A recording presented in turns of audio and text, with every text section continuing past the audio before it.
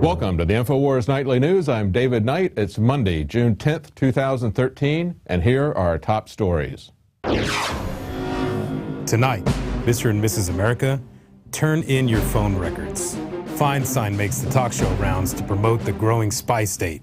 Then, are whistleblowers the new canary in the coal mine for detecting an overreaching government? And the scandal-ridden BBC opts for attacking Alex Jones as opposed to covering the Bilderberg meeting. All this and more on the Infowars Nightly News.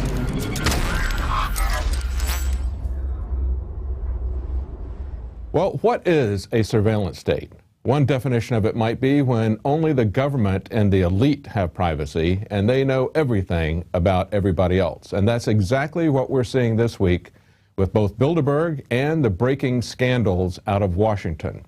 Now, Dianne Feinstein has been making the rounds of talk shows this week with Republican leaders such as Saxby Chambliss and Mike Rogers. You remember Mike Rogers was the one who was the mover and shaker in the House behind CISPA, trying to make legal what they've been doing this last week. Has been made known that they were doing this last week illegally. On the Sunday talk show this week by ABC, George Stephanopoulos interviewed not only Feinstein, but also Glenn Greenwald, who broke the story, and also Senators Udall and Congressman Mike Rogers. Now, the first person he interviewed was Glenn Greenwald from The Guardian. And Stephanopoulos said that James Clapper has called your disclosures reckless and said that the rush to publish this has created significant misimpressions. And listen to this response from Greenwald, because this applies to Bilderberg as well as these spying scandals. He says, every single time any major media outlet reports on something that the government is hiding, that political officials don't want people to know, such as the fact that they are collecting the phone records of all Americans, regardless of any suspicion of wrongdoing, he says the people in power do the same thing always. They attack the media as the messenger, and they try to discredit the story. That's what you'll see later on in the program as we talk about Alex's Bilderberg interview with the BBC. You'll see that they don't cover Bilderberg, they cover Alex, and they try to discredit Alex, but they are not going to talk about what Bilderberg has done, and the BBC knows what they have done. The documents have been released about that as well. Going on in the interview, Stephanopoulos said to Glenn Greenwald, he said, one of the things you reported is that the government has, quote, direct access, unquote, to the servers of massive internet firms like Google, Microsoft, and Facebook. Now, all these companies have come out and denied it. He said, you see Google saying things like the U.S. government does not have direct access or a backdoor to the information stored in our data centers, similar statements from Facebook and Apple. He says, Clapper also said the U.S. government does not unilaterally obtain information. And this is great from Stephanopoulos. He says, I take it that there could be some semantic word games being played here. And that's true. That's exactly what is going on. We've had revelations about this going on, and there were lies told to the Senate just 3 months ago by James Clapper, who was called to testify before the Senate committees overseeing these intelligence gathering operations. They asked him point blank. Now, when we get into the interview with Rogers, this is what Mike Rogers, a congressman who was pushing CISPA, said. He said the National Security Agency does not listen to Americans' phone calls, and it is not reading Americans' emails. Well, that's not what whistleblowers have told us, and that's not what these documents show. He said none of these programs allow that. As a matter of fact, the Patriot Act, part of that 702 section, says it's expressly prohibited by law that you can read and wholly surveil domestic email traffic in the United States. Well, yes, and he wants to get rid of that with CISPA and other measures that he would like to put in. But the simple fact of the matter is they, in fact, are reading people's emails. We're told this over and over again by whistleblowers. We've been told this since right after September 11th. We had NSA whistleblowers telling us that. And we know that this has been going on for quite some time before that. They just keep making it more pervasive and deeper in terms of the surveillance. Now, there was also a clip that Stephanopoulos played when he had Feinstein and Rogers on, and he wanted to get their reaction. And it was that clip about Clapper testifying before Senate Oversight Committee just 3 months ago. And this is what was said in the clip. Ron Wyden, Democrat from Oregon, who has been on this as a libertarian, a civil libertarian on this issue, he says, does the NSA collect any type of data at all on millions or hundreds of millions of Americans? James Clapper said, "No, sir." Wyden said, "It does not." So he really knew they were really doing this. Clapper said, "Not wittingly. There are cases where they could inadvertently perhaps collect, but not wittingly." And so Stephanopoulos comes back from that video clip and he says to Senator Feinstein, he says, "I have to confess I have a hard time squaring that answer with what we learned this week." And she says, "Well, I think this is very hard. There's no more direct or honest person than Jim Clapper, really." And I think both Mike, that'd be Mike Rogers, and I know that. And you can misunderstand the question. This is one of the dilemmas of talking about it. He could have thought the question had content or something, but it is true that this is a wide collection of phone records, as Mike said, no name, no content, but the number to number, the length of time, the kind of thing that's on the telephone bill, and we have to deal with that. Yeah, you have to deal with the fact that the government has been unconstitutionally, unlawfully committing not just a few felonies like Richard Nixon. They have committed millions upon millions of felonies, and it's not just Verizon, it's other phone companies as well. They got the records, and with the PRISM system, they are looking at everybody's data, their electronic data, their emails, their communications on websites. But understand that there is no wiggle room for Dianne Feinstein on this. The direct question that Wyden asked him was the NSA collecting any type of data, any type of data. And Clapper lied under oath. This is Obama's director of intelligence lying under oath. How much longer does this have to go on? You know, Feinstein famously said, "Mr. and Mrs. America, turn in your guns." And now what she is doing, as someone who hates the Bill of Rights, she's making the talk show circuits with these Republican leaders who also hate everything in the Bill of Rights. And essentially what they are saying to you is, "Mr. and Mrs. America, turn in your phone records, turn in your emails, turn in all of your electronic communications because you don't get privacy. Only the elite get privacy. Only the government gets privacy, and we cannot know anything that they're doing because, of course, there's terrorism out there." You know, terrorism is why they had to put millions of dollars around this hotel that the elites bought in Watford, England, to hold the Bilderberg meeting this year. They spent additional millions of dollars. Who knows how much it cost to rent out the entire hotel with conference rooms and everything else just for this handful of people. But that's what we've got here. And right now, we see coming before us, as they're letting this information come out, we've got a very high-stakes poker game. The question is, they have just showed part of their hand, the tip of the iceberg. And the question is, what are we going to do about it? Are we going to remain silent? Are we going to fold our hand? Or are we going to do something about it? Now, earlier on the radio show, Mike Adams was hosting, and he talked to Jim Marrs. And Jim Marrs had a great idea, actually something that I had mentioned on the radio show a couple of days ago we did back in the 90s with Echelon, and that is throw a wrench in the national security operation. If they want to scan everybody's emails for certain keywords, look up those keywords on the internet, put those emails at the bottom of everything that you send out as your signature. Now, there's been other suggestions. People have suggested that we should have constitutional sheriffs arrest congressmen and officials who are violating the law. And I think it's very important that at this point in time, we need to put a lot of pressure, send a lot of emails on our congressmen and representatives to say, are you going to impeach these people? Are you going to send these people to jail? If you're not going to do that, you are an accessory to a crime. You are an accessory to treason. We need to see where these guys line up on this, and as some people have said, we need to try to pursue them at state courts. We need to try to pursue them with constitutional sheriffs. And we also have Rand Paul coming up with an idea. His idea is to have a class action lawsuit that we can take to the Supreme Court, because there are literally tens of millions, perhaps more, people who have had their rights violated, who have had their user service agreements violated by both companies, but especially by the government. And this is what he called for on Fox News Sunday. He said, "I'm going to be seeing if I can challenge this at the Supreme Court level," Paul said. According to a transcript, he said, "I'm going to be asking all the internet providers, all of the phone companies, ask your customers to join me in a class action lawsuit. If we get 10 million Americans saying we don't want our phone records looked at, then somebody will wake up and say that things will change in Washington." Well, we can hope so. It may fail, but the worst failure is the failure to try. If we accept this new level of tyranny, then we are allowing them to steal even more of our rights, and they will take that as an allowed encroachment.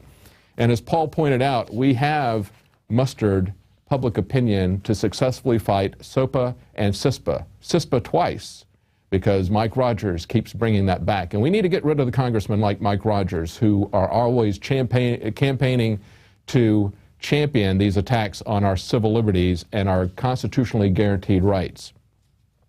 Now, here's what the government, however, proposes to do about this disclosure of criminal activity.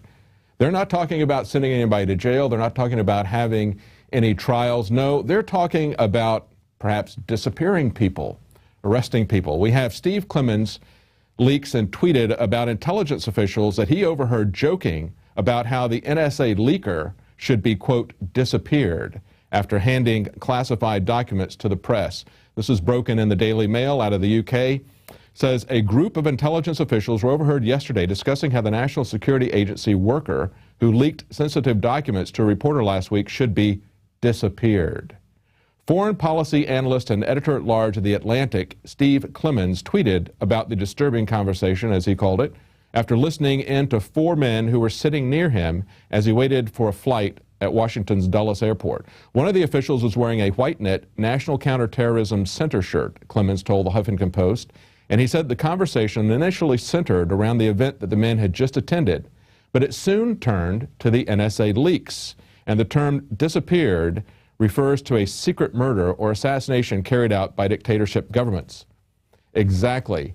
It was part of Operation Condor, which Henry Kissinger, here's the tie to Bilderberg again, Henry Kissinger, longtime Bilderberg attendee and leader, was very much intimately involved with. Operation Condor was a series of state-sponsored terrorism and dictators, coups, and disappearing people, taking them out on what was called death flights, tying people up, flying them out over the ocean, and just pushing them out of the plane. People who were disappeared on many other occasions, we don't know what happened to them, torture, murder, even something called the Night of the Pencils, where high school students who were complaining about the authoritarian police state were rounded up and taken away out of the school. This is the kind of stuff that, although Kissinger at the time denied he had any involvement with, subsequent release of documents that were leaked and declassified showed that Kissinger was intimately involved with all of this kind of terrorism in South America. As a matter of fact, as one documentarian pointed out, Operation Condor was the first war on terror. But as we see over and over again, so-called wars on terror are really wars of terror by the governments against their people. Now, there's a different reaction from the Icelandic people. Iceland is considering, or at least a group in Iceland is considering, offering NSA whistleblower Snowden asylum. Kurt Nemo writes in Infowars, whereas the IMMI, that's the International Modern Media Institute, an organization dedicated to protecting whistleblowers, the IMMI is based in Iceland and has worked on protections of privacy, furtherance of government transparency, and the protection of whistleblowers. And they said they feel it is their duty to offer to assist and advise Mr. Snowden to the greatest of their ability. Now, it was Iceland, if you remember, that was one of the only governments to essentially reject the idea that the bankers' losses should be socialized and absorbed by the governments. And we see that once that happened in other countries, like Greece, for example, the bankers then came in and said, well, you absorbed our losses from our speculations and our derivatives, so now your government has sovereign debt that makes it unsolvable. So they would come in and take over the controls of that. And we see democratically elected people being deposed in both Greece and Italy. But that did not happen in Iceland. Now, we also have a quote, on the other hand, from the spokesperson for the National Director of Intelligence, who, as we pointed out, 3 months ago was lying to the Senate Oversight Committee, James Clapper. And this spokesperson, Sean Turner, says, any person who has security clearance knows that he or she has an obligation to protect classified information and abide by the law. That's right. It is not just protecting classified information, it is abiding by the law. And not only did Clapper and company violate the Constitution, They even violated the FISA Act, which I would argue gives them authority that assumes authority that the Constitution does not give them. But they would not even abide by the expansive restrictions, I should say, of FISA. They exceeded what that even allowed, and they significantly, they collected American records, and even as Snowden was saying, they went for Americans more than they did for foreign intelligence. Now here's Alex's take on what the feds are coming after with whistleblowers. Ladies and gentlemen, Congressman Peter King has come out and called for this man right here, Edward Snowden, who was making over $350,000 a year, who worked for the CIA as a technical spy, who worked for Booz Allen Hamilton as a major defense contractor, putting in NSA snooping gear into all the grids. He went public, released the fact that they're grabbing all the Verizon customers' information. That's just where he was putting it in. It's everybody. And Congressman Peter King comes out and calls for him to be arrested. It's Peter King that needs to be arrested, and all the criminals that are violating the Constitution, Bill of Rights, and federal law. Every time they spy on you without a warrant domestically, it is a felony. That's right, and they have committed literally millions of felonies. This far exceeds anything that Richard Nixon and Henry Kissinger did when they were impeached. And what they're doing is essentially the same as if you had a woman raped and somebody reported the rape to the police, and the police, instead of arresting the rapist, go after the person who reports it. That's what we're seeing here. It's the government, it's James Clapper and the people that he commands that are lying to the government, that are wiretapping American citizens in violation of even their most expansive surveillance laws, let alone the Constitution. And their response is not to change anything, but to go after the person who exposes their criminal activity. And as further evidence of this, the military has told their people not to read about the Obama scandals, that it is not to be covered. WND reports that it has received an unclassified NOTAM, that is a notice to airmen, that warns airmen not to look at news stories related to the data mining scandals. The notice applies to users of the Air Force NIPRNet, Non-Classified Internet Protocol Router Network, which is the only way that many troops stationed overseas and on bases in the U.S. are able to access the Internet. Quote says here, users are not to use, this is from the document itself, users are not to use AF NIPRNet, I guess we could call it, systems to access Verizon phone records collection and other related news stories, because the action could constitute a classified message incident. Oh, really? We wouldn't want to have any more Bradley Mannings or Ed Snowdens, would we? I guess see something, say something doesn't apply to people who work for the government, whistleblowers, because those people who report criminal activity now, our criminal government, as you would expect, comes against them. Even Senator Wyden is trying to get a secret court order that finds these activities illegal. And there was isn't it amazing that we even have secret courts in the United States? Isn't that something that we got rid of with the Magna Carta? Isn't the Star Chamber something that we hopefully had put behind us in the past? Obviously not. These things are coming back. We now have secret courts, and they put secret gag orders on what they do. As a matter of fact, that's exactly what the entire Verizon scandal was. It was a leak of a secret court. I mean, this is so far from anything we've been brought up to believe America is about. It's hard to imagine. But we've got some more reports about Bilderberg and its connections to this. Alex is on his way back from Bilderberg, and we've got some reports, things that happened, a lot of news. Yesterday he was on the BBC. Right now we've got a report about yet another scandal. John Bound is going to do a series of reports bringing us up to date on the scandals that are happening so quickly it's hard to keep track of them. And this seems like ancient news, the IRS scandals, but it's not. It still hasn't been resolved, and we should not forget about it.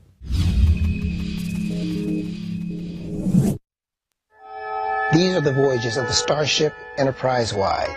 Its never-ending mission is to seek out new tax forms, to explore strange new regulations, to boldly go where no government employee has gone before. It's a crime for me, hypothetically, to target you. If I'm a government employee and I target you based on your political beliefs under color of state law, that's a crime. If I am a government employee and I have a responsibility to keep your information confidential and I disclose it, that's a crime. If I'm a government employee on government time and I am using my position to influence the outcome of an election, that's a crime. Not only does the IRS take your money, not give you proper answers, and then when it comes to tens of millions of dollars, use it in a way that is, at best, maliciously self-indulgent. Your work was as important to our survival as what we were doing. Okay. I guess we all have our own responsibilities. Exactly, little buddy. If I don't file my tax return or extension by April 15th, is there any chance it will fall through the cracks and get ignored for 3 years? I'm going to yield to Mr. Shulman on that one. I'll yield back to Mr. George. I dream someday I'd be rich and famous. Me too. That's why I became a public servant.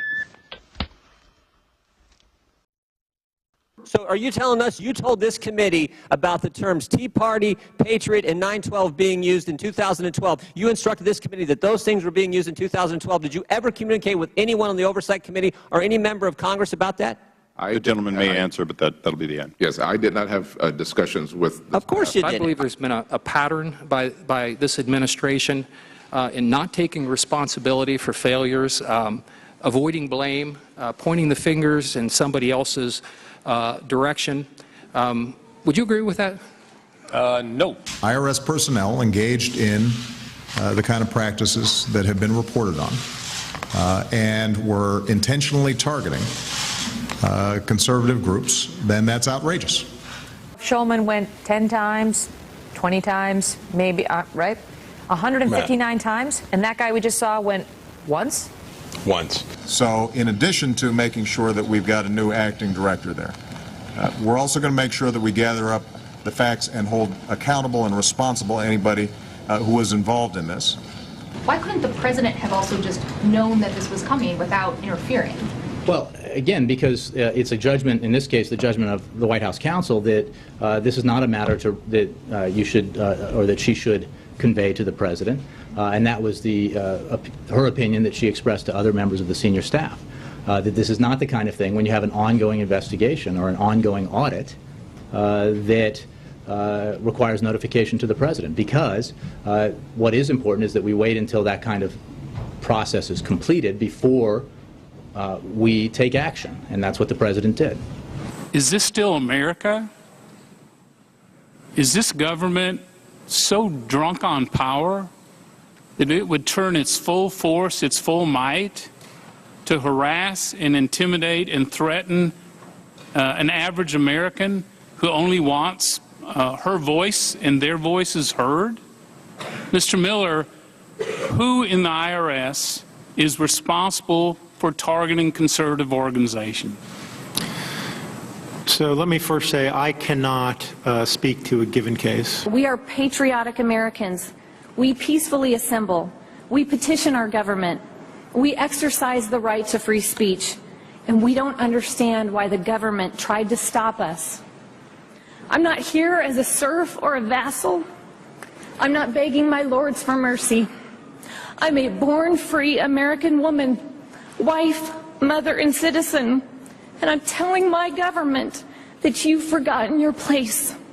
It's not your responsibility to look out for my well-being and to monitor my speech. It's not your right to assert an agenda. Your post, the post that you occupy, exists to preserve American liberty. You've sworn to perform that duty, and you have faltered.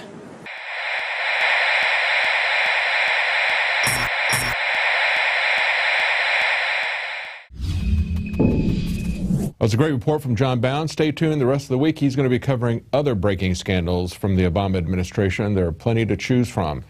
Now, Dan Benandi went on the street and asked people what they thought about Bilderberg. This is Dan Bedandi reporting for the Infowars Nightly News. And it is June of 2013, and once again, since the 1950s, the Bilderberg Group is meeting in secret, but this time in England. But I am here in Rhode Island to ask the public their knowledge, if they have knowledge at all, about the Bilderberg Group. Hi, sir, how are you? I'm very well, thank you. And have you ever heard of the Bilderberg Group? No. No, I have not. No, I haven't. No, I have not. Build a bird? No. The Bilderberg Group, yes. Who? The Bilderberg Group? Build a bird? No. Absolutely. No. Yeah, I've heard of them before. Which group? It's called the Bilderberg Group. No. No, I haven't. Well, the Bilderberg Group, they meet every year in different locations around the world. They meet in secret. It's heads of European royalty, U.S. politicians, heads of banking, energy, multinational corporations, and media conglomerates. And they meet in a high-security location, and no press is allowed to discuss what goes on behind these closed doors, but they discuss the creation of a world government and of democratic societies. Okay. Do you think if a group of 120 of the biggest rock stars and movie stars all got together for a meeting, do you think the mainstream media would cover that? Absolutely. I believe they would. Oh, sure. Well, I certainly do. Sure. Of course they would. Sure. Yes, I do. Okay, now, do you know that the Bilderberg Group was started by Prince Bernard, a former Nazi collaborator? No, I did not. I did not know that. I did not know that. Doesn't sound too good. I heard that, yeah. I heard a little bit about that. And are you aware that before the Democratic Party had chosen Barack Obama to be president, him and Hillary Clinton both met in secret with the Bilderberg Group in Chantilly, Virginia? No, it sounds preposterous, and I don't even want to finish the interview because it sounds kind of crazy.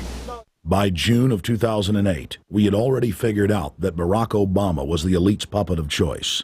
The national media claimed that during the weekend the Bilderberg Group was scheduled to meet, that Obama had speaking engagements set for Chicago and the Midwest. We knew better. In a classic bait-and-switch, the Obama campaign told the press corps to get on Obama's campaign plane, and that Obama would join them on the flight to Chicago. Campaign staff then slammed the door shut. The fawning press had been shanghaied as Obama's campaign aircraft lifted off without Obama. Robert, why were we not told about this meeting and that the senator wouldn't be on our flight until the doors were shut and we were about to taxi to take off? Again, we had a desire, Senator Obama had a desire to do some meetings. Others had a desire to meet with him tonight in a private way, and that's what we're doing. We set up these meetings. They're being done tonight. Again, Is there more than one meeting? Is there more than one person with whom? I'm not going to get into all the details of the meetings. I don't know that I've got a ton more different answers for all of your questions. Obama wasn't going to Chicago. He had a meeting to attend, a secret meeting. Initially, it was believed that the secret meeting took place at Clinton's Washington, D.C. home. Obama's spokesman denied that, but won't confirm where the former rivals met. He also declined to comment on their topics of discussion. For a day and a half, the mainstream media engaged in a wild goose chase, trying to find out where Hillary and Obama had gone. 3 cover stories later, the corporate press had to admit they had no idea where the 2 candidates had gone. And to this day, Clinton and Obama aren't talking. Plenty of sources knew about this meeting, told us and others that it was at Hillary Clinton's house, but clearly it wasn't. Are you aware that U.S. politicians meet in secret with foreign politicians? Are you aware that this is a direct violation of the Logan Act, which prohibits U.S. politicians from meeting in secret? I wasn't aware this was a violation of the Logan Act. I didn't know about that. No, I'm not aware of that. That's interesting, too. And are you prepared to live under a North American Union with Mexico and Canada? It's similar to the European Union? No. Sure. Are you prepared to live under the North American Union? Sure. Hell no. I have no opinion on that. I'd have to see what it looked like. I would have to understand the details before I could say yes or no on that. I would have to know more of the details to make a decision. It's basically one currency, one ID for the whole 3 countries? I would still need to know more of the details. No, I'm not. And do you think a handful of wealthy global elite ruling over humanity is a good thing? No, I do not. That is not a good thing, but I don't think we can control it. Well, you know, I think if a couple hundred people have all the money and the power versus the few billion, you know, might not make sense right there, but you know, you got to find the system that works best, and I don't know if you can find the best system. It's tough, you know, it's a tough world, not a perfect world. No, unless I was one of them. And do you think it's okay for a group of elites to meet in secret? I would say they can meet in secret, but to actually come up with a plan that affected the common folk would be a little bit concerning. Depends what they're meeting about. They can do whatever they want. Oh, obviously not. I guess that's against the law in the first place. And why do you think it's important to expose these people? Well, because we need to know what their agenda is and where they're trying to go and what they're trying to do, and how it impounds on the people in the world if it's an international group. No. And why do you think it's important to expose these people? Because the power that they hold in their hands and the way they can manipulate the media is part of the subliminal messages that's put out to people to help control them. Why not? Why is it important to expose them? Well, it depends on what they're doing. I mean, if they're in control of the world economy and all that stuff, yeah, I mean, we should expose what they're doing. I didn't think I thought it was important. I think generally putting things under light where people can examine it is a good thing. I think it's important to expose activities, or not people, but so that we're aware, and then if it's a concern of ours, we can make a decision to try to stop it within the legal limits or to support it within the legal limits. Well, I think we should bring out the truth in what these people are doing. Behind closed doors, it's an atrocity to what this country stands for. And I mean, the sooner we can get rid of Barack Obama and that posse, the better we'll all be. Oh, I think any secret group should at least be looked at, because you have no idea what they're up to. Why most Americans are unaware even what the Bilderberg group is, it's because of mainstream media and their corporate bosses who refuse to even cover it. But when they do cover it, they downplay their significance. And God knows what the Bilderberg group is preparing for us, what kind of tyranny they're preparing for us this year, possibly in North American Union. And if you want to know more about the Bilderberg, go to Infowars.com/B. And this is Dan Badandi reporting for the Infowars Nightly News. Great report, Dan. And remember, you can find all of our reports at Prison Planet TV. Become a member of Prison Planet TV. Just one membership will allow you to share that with 10 other people simultaneously.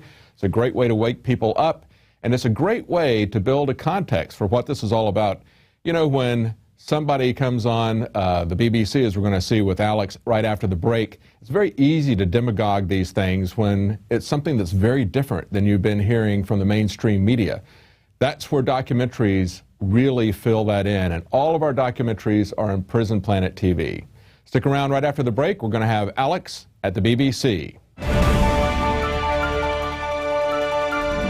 The important thing about the Pro 1 filter today is that the material we use for removing fluoride and other heavy metals now will remove the latest form of fluoride called hydrofluorosilicic acid. There's no other fluoride reduction filter out there that will remove that type of fluoride. And it's extremely important because today we're hearing more and more cities are using that form of fluoride. We've been having medication forced on us through the water system for quite a while. Most people don't realize it. Most people don't realize the negative effects of fluoride. There's a wide range of health effects that are attributed to fluoride. Bottom line, why should somebody get this new Pro 1 Pro Pure filter? The reason to buy the Pro 1, it's an all-in-one filter. It's convenient, easy to use.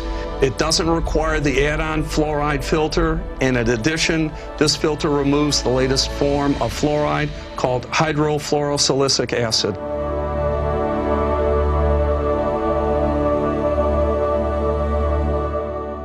I'm Darren McBreen, and these are some of the new items that are available now at InfoWarsShop.com. Alert the public to Obama's blatant abuse of power with the new Obama t-shirt. Obama's Joker face on the front and come and take it on the back. It's time to publicly call him out for what he is, a tyrant. Defend the Second Amendment with our top seller Come and Take It t-shirts. And look at that, women's cut tank tops and t-shirts now available. Nice hat. Plus the Don't Tread on Me flag. And now you can become a micro distributor of the Infowars magazine. Plus get your own copy delivered right to your door each and every month.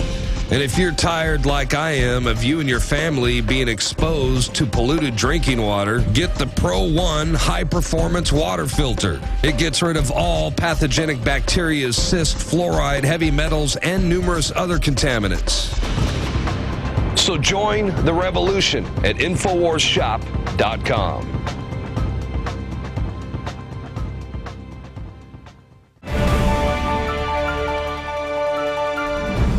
Well, Eric Schmidt famously said that if you don't have anything to hide, you shouldn't worry about anybody looking at your emails and all of your personal private data. Isn't it amazing that he doesn't have that same attitude when he meets with fellow Bilderbergers? They want you kept away, and the entire public and the press kept miles and miles away from them, and they spend millions of dollars to do just that. Well, one member of Parliament saw some irony in this and wanted to have some answers. Michael Meeker declared his intention to ask questions of Bilderberg attendees. These people can't make laws after all, and they might argue it's useful to allow unfettered debate. People can be candid without fear of reprisal. And don't meetings go on all the time behind closed doors? Well, I mean, of course these people have a right to meet. Everyone has a right to meet. They actually regularly meet every year at Davos in Switzerland. The difference there is that the public and the press have access, and therefore it is properly and fully recorded. Well, he did, in fact, ask that question in Parliament today, and it sparked a 20-minute discussion about Bilderberg. Very unprecedented. Here's an excerpt. Order! Order! Now, make a statement on the Bilderberg conference which he attended. This is the first occasion for me, as I've never previously answered a question in the House of Commons on behalf of a private organisation for which the government has no responsibility. Though they were clearly discussing some of the biggest issues confronting the Western economies at this time, all of whom attended in an official capacity, why did they offer no statement? Well, they didn't get an answer. All they got were denials saying it was private, and they don't have to tell anybody because they have this thing called Chatham House rules. Well, if you have something like that asserts that there can be no transparency about those kinds of meetings, you're going to have corruption rules. Now, Alex had his own question that he asked the Shadow Chancellor of the Exchequer when Alex came in to the BBC. Mr. Balls, can I shake your hand? Mr. Balls, can I shake your hand? Hey, I'm Alex Jones. I kind of led the demonstrations. No. Great to see you. Why can't you guys talk about Bilderberg? The rules of these things are all decided by people been there for a long time. I mean, it is a corporate world government. I'm going to get you to sit down if that's all right. Thank you. Yep. There you go, talking to the Bilderberger. And Paul Joseph Watson confronted the same minister on the legality of what he's doing. Hi, Ed. I'm Paul. Nice to meet you. Hi, how are you? What did you talk about at Bilderberg then? Yeah. Come on. Breaking your ministerial code. Give us a word, Ed, please. Breaking the ministerial code? Yeah. I'm not meeting with secret private meetings. I'm not a minister. Yeah, but you're conspiring with private individuals. You're going to do a Freedom of Information Act request. Who did you meet with then? Eric Schmidt? Don't be silly. What do you think of Alex Jones? Turn it off because it's not. Yeah, I'm not going to get any answers from them about the legality of what they're doing or the transparency of what they're doing. Look at this, quote-unquote, serious coverage of Bilderberg by the BBC. You've seen, it's all very hush-hush. Weird party. It's just corporate megadeth. So we're here to destroy them all. Some things don't feel right. about this today. In that piece you just played, there's nothing in the water. Hydrofluorosilicic acid in major Harvard studies has been causing a 7-fold increase in bone What's cancer. that got to do with Boom. Bilderberg? What have I discovered about Bilderberg? The Yeah. BBC was able to get the documents decades ago that they helped found the euro, which was actually a Nazi German plan to take over countries economically. No, that's on record. Infowars.com! Well, the BBC is still not covering Bilderberg. What they're doing is they're covering Alex. Remember the quote that we had at the beginning of the program where Glenn Greenwald said that when you start exposing things that government is doing, they try to discredit you personally. And that's what that silly piece was about. You saw people parading around at the Bilderberg Festival in clown suits, carrying ventriloquist dummies. Well, you know, the real ventriloquist dummies are the ones right there in the BBC studio, working for the BBC. Instead of smarmy, condescending coverage, let's talk about the irony of the BBC that for decades did nothing about the Seville child pedophile ring that was going on right amongst their midst. Not only did they not cover it, they were a part of it. They had, this is according to Breitbart, just this last week, 152 new sex abuse allegations in the BBC Jimmy Savile scandal. 152 new sex abuse allegations have been made against dozens of BBC employees, as well as its most famous TV presenter. The new allegations have been brought in the Jimmy Savile sex scandal that erupted last year. About 40 of the accused BBC employees still work for the broadcasting giant, according to the Breitbart report. You know, the slang term for the BBC in the UK is auntie. Well, auntie is not just a prostitute. Auntie is a pedophile. This is absolutely amazing that they would have the audacity to laugh at Alex when this is going on in their very midst. They are the biggest laughingstock, bunch of criminals that anybody could imagine. And it's not just the Seville stuff. It's also their complicity in covering up Bilderberg for 60 years. They have access to the WikiLeaks documents that show that they in fact do keep notes, that they in fact did work on at an early time, at 1955, just their second meeting. They were already planning the euro and the EU. It was a part of their schemes. There's a lot of information out there about Bilderberg. It is not some loopy conspiracy theory as they would like you to believe. And all of this is happening, as I pointed out earlier, while they have a scandal about influence peddling. 3 members of the House of Lords and 1 from the House of Commons. And these people were set up by a journalism company who basically offered them bribes and recorded it. It was a journalism scam, not a scam, but where they set these guys up. Now, of course, that wasn't investigative journalism done by the BBC. No, the BBC says, move along, there's nothing to look at here. Now, we have to remember that as these scandals about data leakage and as people start to question the viability and the necessity of a police state, of a surveillance state that has been put in place in the wake of 9/11, we have to realize that one of the ways that the government is likely to strike back on this is to have some massive false flag attack. And that's why it's imperative for you to get the word out to your friends and family. Get them to understand how many times not only our government, but other governments have been involved in false flag attacks to manipulate the public, to get them enslaved out of fear to things that they would never otherwise accept. And we just saw this happen in Egypt. Egyptian politicians were caught on live television hatching a false flag plot to sabotage an Ethiopian dam. This is breaking out of Cairo. It says top Egyptian politicians were left red-faced after they were caught on live TV hatching plots to sabotage a dam in neighboring Ethiopia during talks with President Mohamed Morsi, leaving viewers stunned. Yeah, I bet they were. It was initially planned that the national meeting would be recorded and aired the next day, as is usually the case, but due to the importance of the topic, it was decided at the last minute to air the meeting live. And I forgot to inform the attendees about the changes, said the guy who let this go out.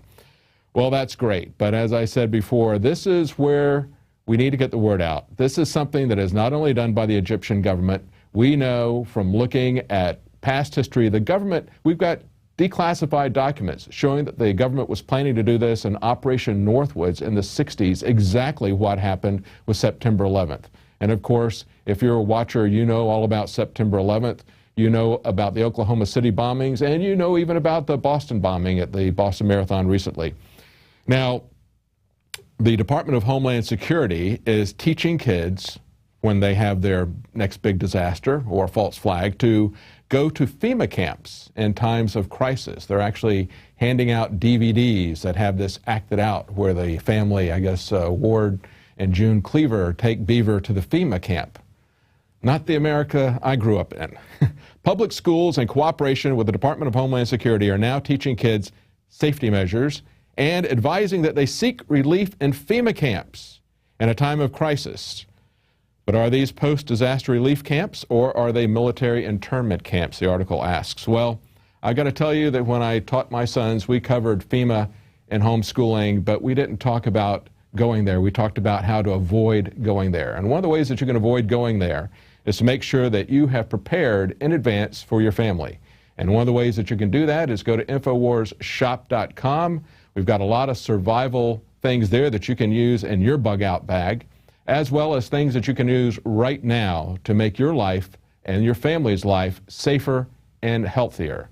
There's a lot of things that are being put in the food and the water supply that are questionable. In many cases, like GMO, we're not even allowed to know that the government is putting in these questionable products.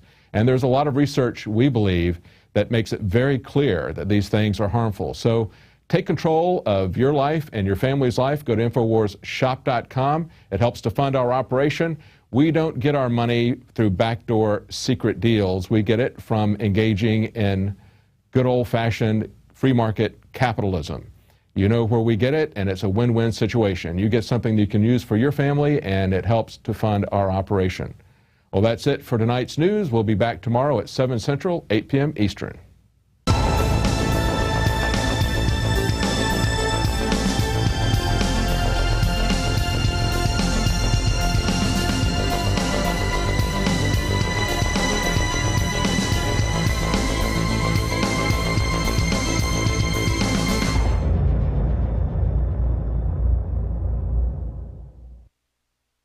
The important thing about the Pro One filter today is that the material we use for removing fluoride and other heavy metals now will remove the latest form of fluoride called hydrofluorosilicic acid. There's no other fluoride reduction filter out there that will remove that type of fluoride. And it's extremely important because today we're hearing more and more cities are using that form of fluoride. We've been having medication forced on us through the water system for quite a while. Most people don't realize it. Most people don't realize the negative effects of fluoride. There's a wide range of health effects that are attributed to fluoride. Bottom line, why should somebody get this new Pro One ProPure filter? The reason to buy the Pro One, it's an all-in-one filter. It's convenient, easy to use. It doesn't require the add-on fluoride filter, and in addition, this filter removes the latest form of fluoride called hydrofluorosilicic acid.